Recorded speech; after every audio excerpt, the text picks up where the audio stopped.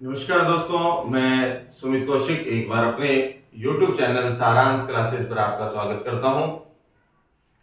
हमने जो कक्षा 10 एनसीईआरटी की सीरीज प्रारंभ कर रखी है, रासायनिक अभिक्रियाएं एवं समीकरण, जो पहला अध्याय है, पहला चैप्टर है उसका, हमने उससे पहले वाली जो हमारी क्लास थी उसमें हमने भौतिक और रासायनिक परिवर्तन पर बात की थी।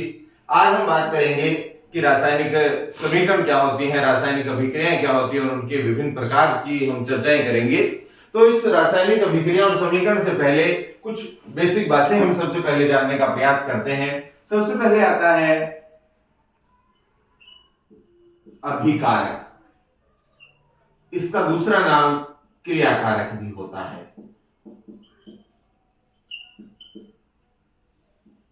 अभिकारक या क्रियाकारक किसे कहते हैं? क्या होता है अभिकारक और क्रियाकारक? कि वे पदार्थ जो किसी रासायनिक अभिक्रिया में भाग लेते हैं या रासायनिक अभिक्रिया को प्रारंभ करते हैं, वो जो पदार्थ होते हैं, प्रारंभिक पदार्थ, उनको हम अभिकारक कहते हैं। और इन अभिकारकों के बिना, इन क्रियाकारकों के बिना कोई भी समीकरण आपकी प्रारंभ नहीं हो सकती है, कोई भी अभिक्रिया आपकी प्रारंभ नहीं हो सकती है। जैसे कि हम बात करें, अगर इसकी परिभाषा की बात करें तो वे पदार्थ जो रासायनिक अभिक्रियाओं में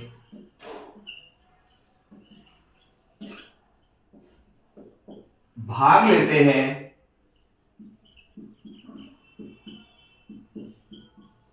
रासायनिक अभिक्रियाओं में भाग लेते हैं, या हम कह सकते हैं कि अथवा जो रासायनिक अभिक्रिया को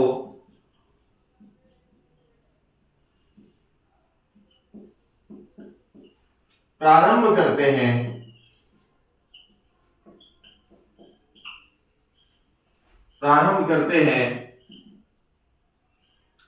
अभिकारक कहलाते हैं।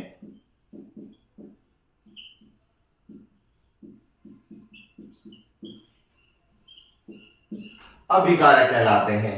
जैसे अगर हम एक उदाहरण के द्वारा इसको समझें कि आपका कार्बन है, उसकी क्रिया जब हमने ऑक्सीजन के साथ करवाई, ऑक्सीजन, तो आपका जो बने वाला उत्पाद होगा वो होगा कार्बन डाइऑक्साइड। कार्बन डाइऑक्साइड,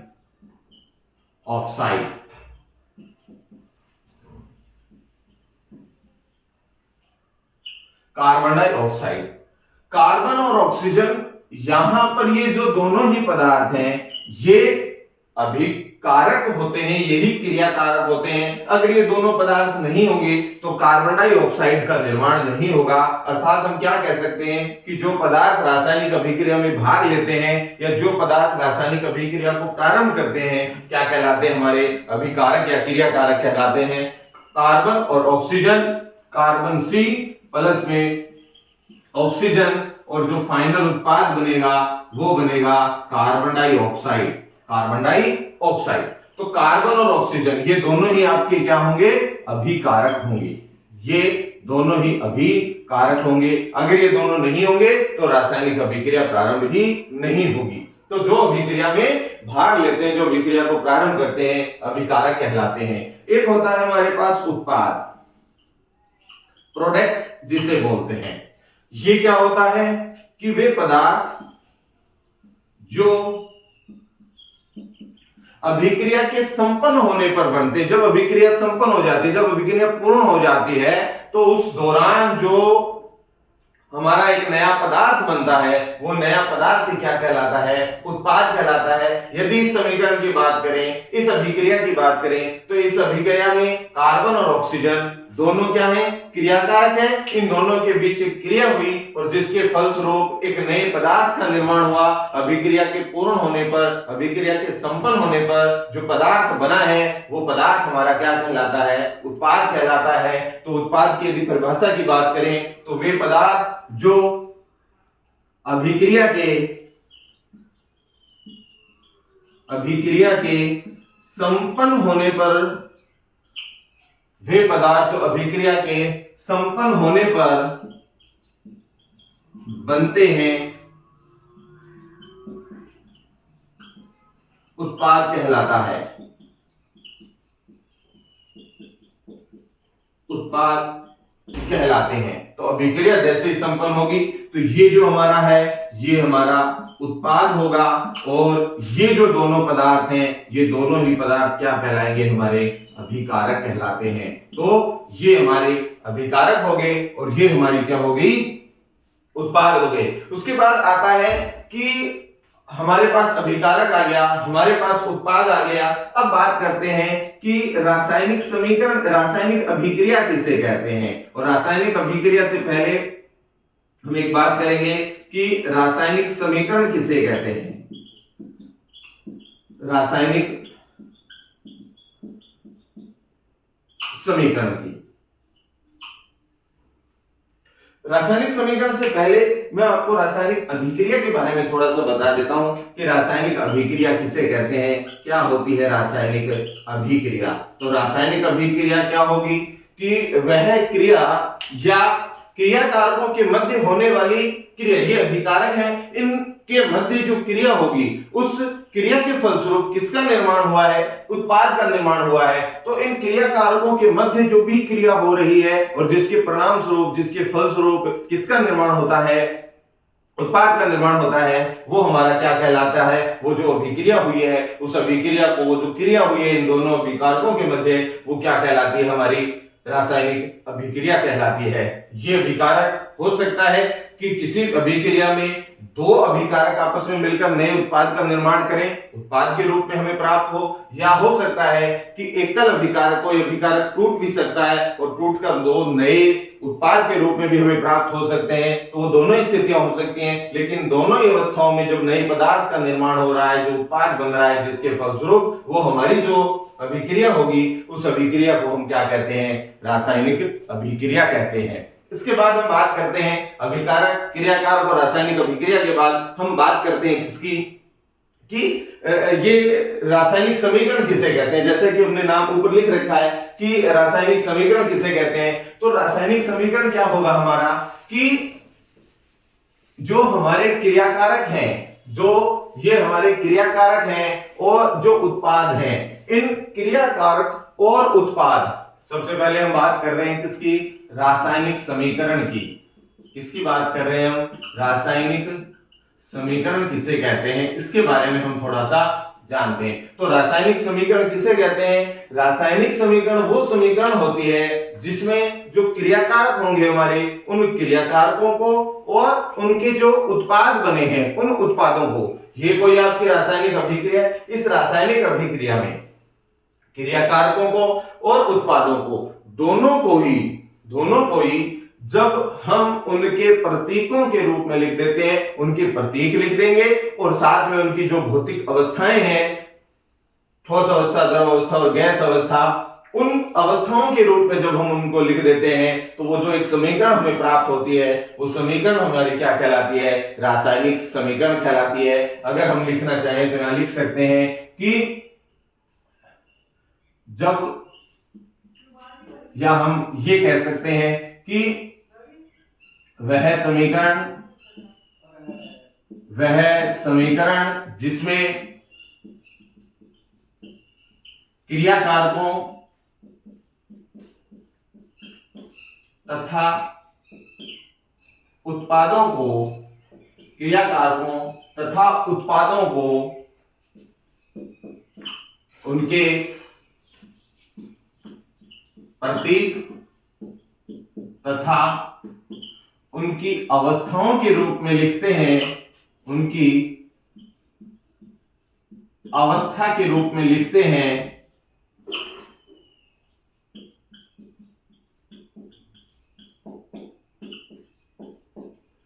तो वह समीकरण जिसमें क्रियाकारक और उत्पादों को उनके प्रतीक और उनकी अवस्थाओं के रूप में लिखते हैं, क्या कहलाती है, हमारी रासायनिक समीकरण कहलाती है। ऐसी समीकरण क्या कहलाएगी, रासायनिक समीकरण कहलाती है। ऐसी समीकरण क्या कहलाती है, रासायनिक समीकरण कहलाती है। जैसे यदि हम इस अभिक्रिया को देखें, इस अभिक्रिया में हम देख पा रहे हैं कि ये जो हमारा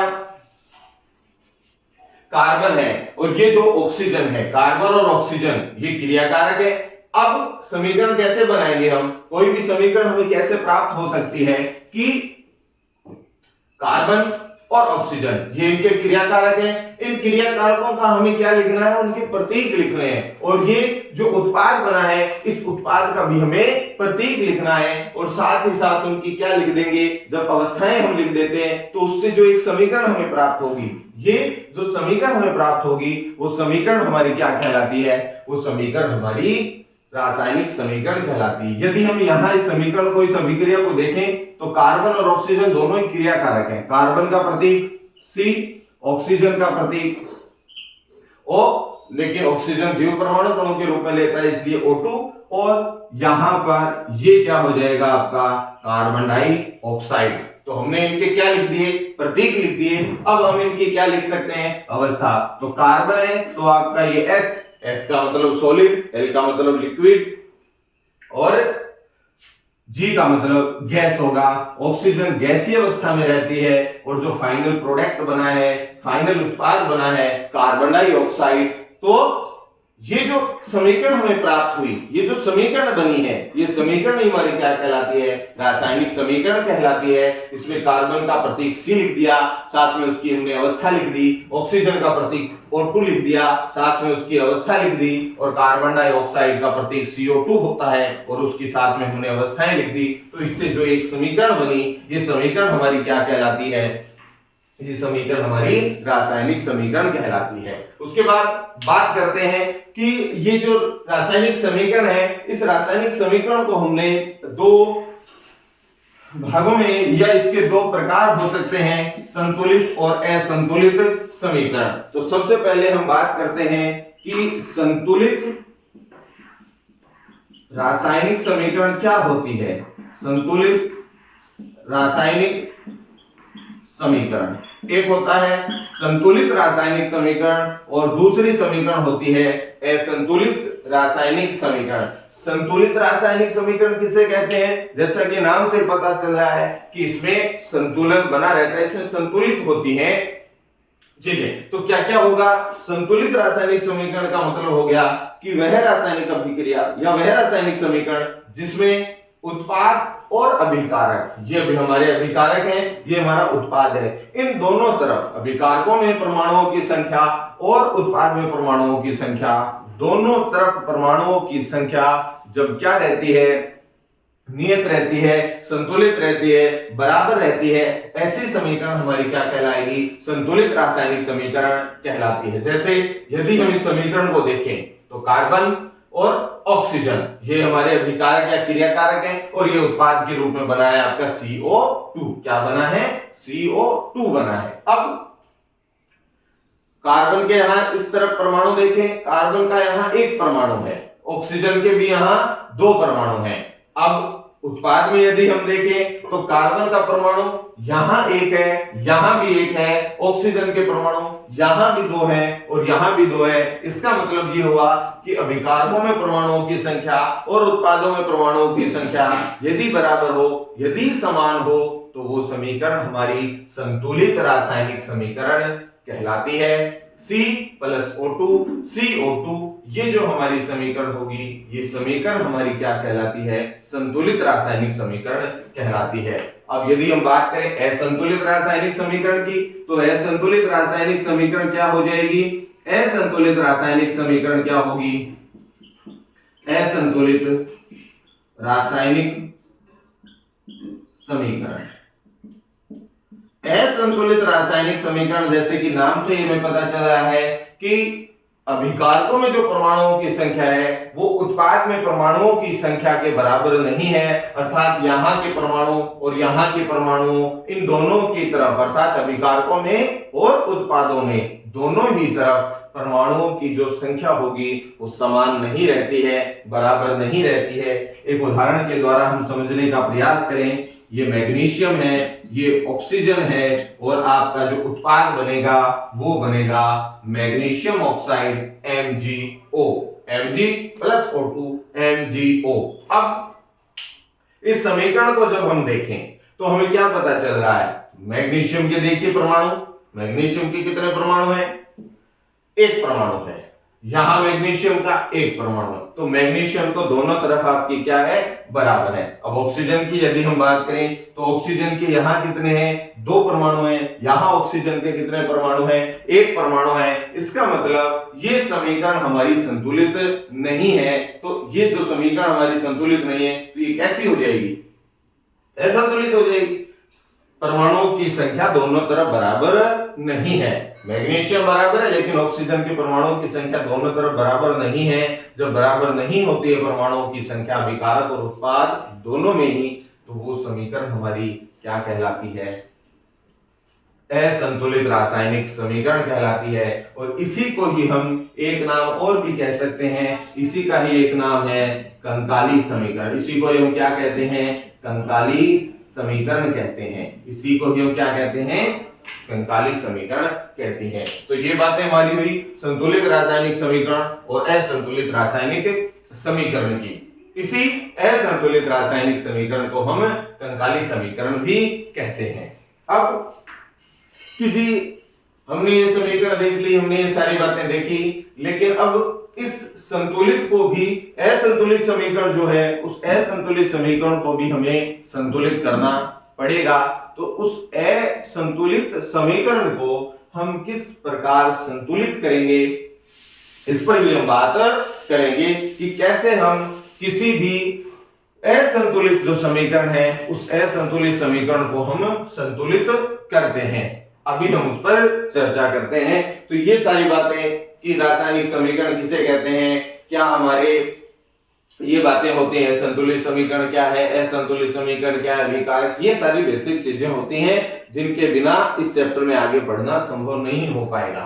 तो अब हम एक बात कर लेते हैं कि ये जो हमारा समीकरण है, इस समीकरण को, जो असंतुलित जो हमारी समीकरण है, इस असंतुलित समीकरण को किस प्रकार से हम संतुलित करें, कैसे इसको संतुलित किया जाए, जो असंतुलित समीकरण हमें प्राप्त हुई है उसको संतुलित करना है, इसके लिए हम क्या क्या विधियां अपनाते हैं, वो सारी चीजें हम देखने का प्रयास करेंगे।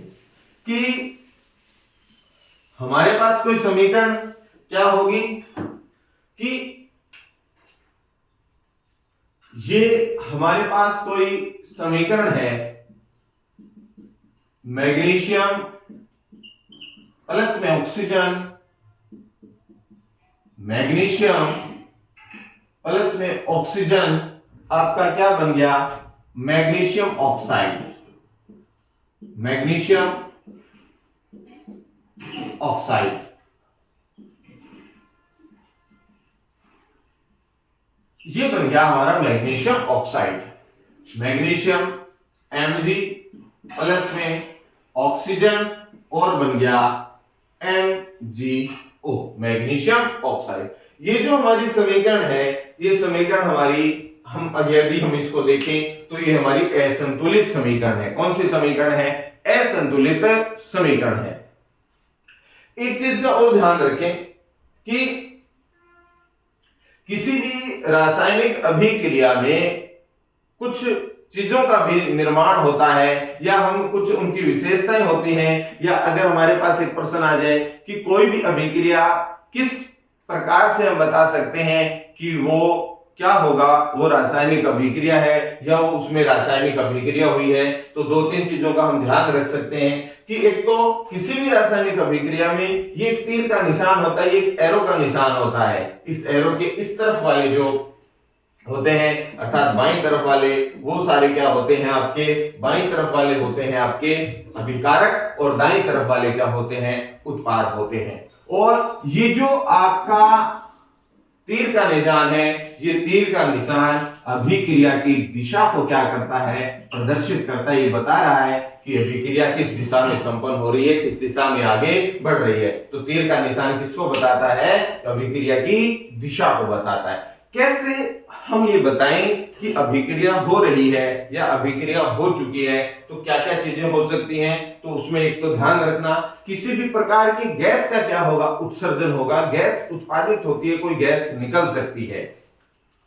क्या हो सकता है, किसी भी अभिक्रिया में गैस का उत्सर्जन होगा, गैस का उत्सर्जन होगा। और क्या हो सकता है, ऊष्मा उत्पन्न हो सकती है, ऊष्मा का निर्माण हो सकता है, ऊष्मा निकल सकती है, और क्या हो सकता है, ऊष्मा को अवशोषित भी किया जा सकता है, और उस अभिक्रिया के जो पदार्थ बना है, जो उत्पाद बना है, उसके रंग या उसकी अवस्था में भी क्या हो सकता है, या हम बात करें उसकी रंग में क्या हो सकता है, परिवर्तन हो सकता है। इसका मतलब उसके तापमान में भी परिवर्तन हो सकता है। इसका मतलब ये जो बातें होंगी वो किसी भी रासायनिक अभिक्रिया की विशेषता को बताएंगी। ये सारी चीजें अगर हो तो हम कह सकते हैं कि रासायनिक अभिक्रिया संपन्न हुई है। एक बात का और हम अगर बात करें, हमने जो बात की थी कि रासायनिक जो परिवर्तन की बात की थी, रासायनिक परिवर्तन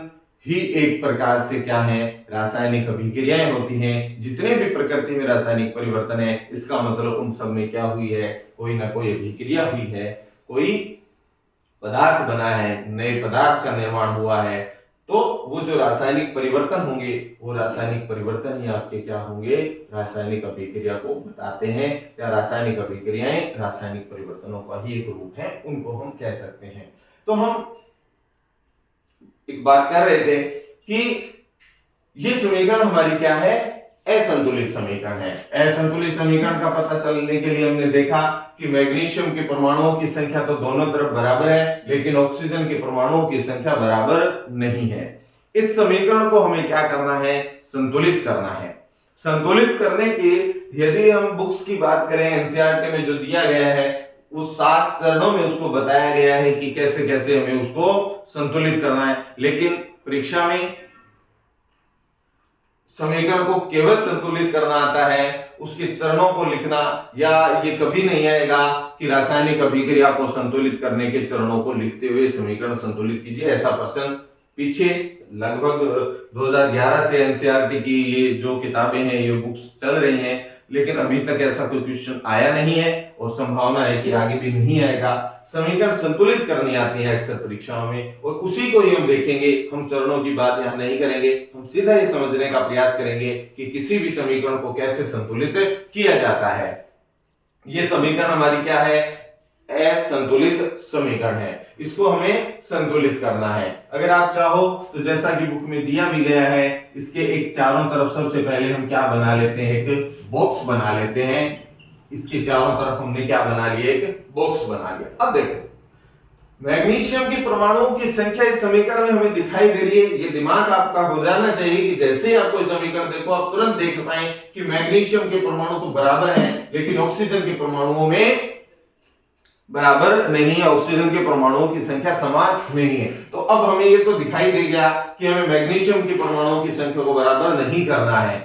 यहाँ अभिकारक में हम देख पा रहे हैं ऑक्सीजन के कितने परमाणु हैं, 2 परमाणु हैं, जबकि मैग्नीशियम और ऑक्साइड, जो मैग्नीशियम ऑक्साइड जो उत्पाद है, वहां ऑक्सीजन के परमाणुओं की संख्या 1 ही है। अब कैसे संतुलित करें, जैसे आपने देखा मैग्नीशियम बराबर है, मैग्नीशियम बराबर है, इसमें कोई परिवर्तन नहीं करना है। ऑक्सीजन यहाँ 2 है और यहाँ कितना है, 1 ही है। तो अब यहां हमें एक अतिरिक्त क्या करना है, एक अतिरिक्त संख्या बनानी है, एक अतिरिक्त कार्य करना है कि ऑक्सीजन की परमाणुओं की संख्या को हम बराबर कर पाए। तो इसके लिए हम क्या करते हैं, इसके लिए हम बात करते हैं कि जो हमारा ऑक्सीजन है, ऑक्सीजन के क्या करना है, ऑक्सीजन, चलो मैं नेक्स्ट यहां लिख देता हूं कि मैग्नीशियम प्लस में ऑक्सीजन और MgO। अब हमें क्या करना है, हमें परमाणुओं की संख्या बराबर करनी है। यहां समीकरण क्या होगी, यहां 1 है, यहां 2 है, तो हम यहां 2 लगा नहीं सकते। यहां अगर हमने 2 लगा दिया तो बराबर तो हो गई, लेकिन ये जो हमारा उत्पाद बना है मैग्नीशियम ऑक्साइड, इसका ये सूत्र क्या हो जाएगा, गड़बड़ हो जाएगी, ये सूत्र खराब हो जाएगा, ये सूत्र गलत हो जाएगा। तो ध्यान रखना सबसे पहले कि कभी भी सूत्र के साथ किसी भी प्रकार का परिवर्तन, उसमें किसी भी प्रकार की छेड़खानी नहीं करती है। हमने 9th क्लास में देखा है कि मैग्नीशियम और ऑक्साइड का निर्माण कैसे होता है। मैग्नीशियम की संयोजकता प्लस की 1 होती है, ऑक्सीजन की संयोजकता -2 होती है, सॉरी इसकी भी 2 होती है, और ये आपस में संतुलित कर लेंगे। इसकी संयोजकता इसके चरणों में, इसकी संयोजकता यहाँ चली जाएगी, तो कुछ इस प्रकार से बन जाएगा MgO। क्या बन जाएगा? MgO। तो ध्यान रखना मैग्नीशियम ऑक्साइड का सूत्र सदैव ही कितना होता है? MgO होता है, MgO2 नहीं होता है। तो यहाँ हमें परिवर्तन करना नहीं है, तो ध्यान रखें सदैव कोई भी आंकिक संख्या या जब कोई भी संख्यात्मक मान लिखें तो वो सदैव आपको यहां लिखना है, और इसके आपने बॉक्स पहले से ही लगा रखा है। तो यहां 2 है, इस 2 का मतलब क्या होगा? इस 2 का मतलब ये होगा कि ये जो हमारी जो उत्पाद है इसमें ये जो 2 है, इस 2 की गुणा अंदर वाले सभी परमाणुओं के साथ होगी। तो इसकी जब 2 की गुणा यहां करवाते हैं तो मैग्नीशियम के 2 हो जाएंगे और ऑक्सीजन के कितने हो जाएंगे? 2 हो जाएंगे। ऑक्सीजन के अब अगर देखें तो ऑक्सीजन के यहां भी 2 हैं, यहां भी 2 हैं, ऑक्सीजन बराबर हो गई, लेकिन मैग्नीशियम के अब यहां 2 हो गए और यहां एक ही बचा है। इसको वापस से जब हम करेंगे तो यहां मैग्नीशियम में क्या लगा देंगे? 2 लगा देंगे यहां, और ये समीकरण कुछ इस प्रकार से बन जाएगी 2Mg प्लस O2 बन जाएगा 2MgO। अब यदि हम देखें तो प्रत्येक तरफ परमाणुओं की संख्या आपकी क्या है? बराबर है। यहां मैग्नीशियम 2, यहां भी मैग्नीशियम 2, यहां ऑक्सीजन 2, यहां भी ऑक्सीजन 2, तो इसका मतलब दोनों तरफ परमाणुओं की संख्या क्या है? बराबर है। अगर आप चाहें तो यहां लिख सकते हैं, एक तरफ यहां परमाणु लिख लेना और लिख लेंगे एक मैग्नीशियम है और एक हमारा ऑक्सीजन, फिर यहां अभिकारक में परमाणुओं की संख्या, अभिकारकों में परमाणुओं की संख्या, अभिकारकों की संख्या, और इस तरफ हम यहां ये लिख देंगे कि उत्पाद में परमाणुओं की संख्या, उत्पाद में परमाणुओं की संख्या।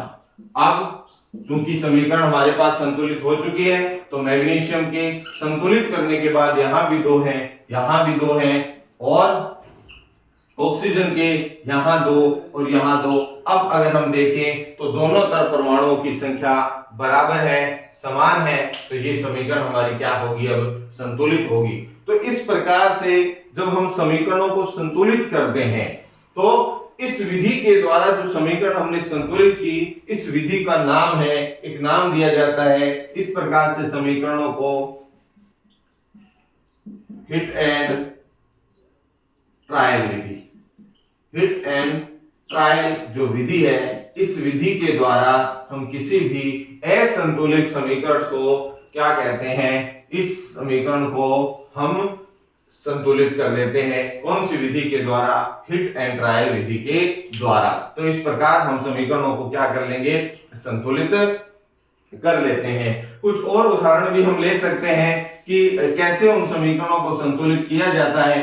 एक उदाहरण और यदि हम, तो क्या हो सकता है वो उदाहरण कि अगर हम HCl है, HCl की क्रिया सोडियम के साथ हुई तो उत्पाद के रूप में NaCl बनेगा और साथ में हाइड्रोजन गैस बाहर निकल जाएगी। इस समीकरण को भी यदि हम देखें तो इस समीकरण में अगर आप देखना चाहें तो यहां लिख सकते हो हाइड्रोजन, हाइड्रोजन, हाइड्रोजन के कितने परमाणु हैं? ये अभिकारक है, ये उत्पाद है। यहां देखें जरा, हाइड्रोजन के कितने हैं? यहां हाइड्रोजन का यहां एक ही है, यहां हाइड्रोजन के कितने हैं? 2 हैं। इसका मतलब हाइड्रोजन असंतुलित है।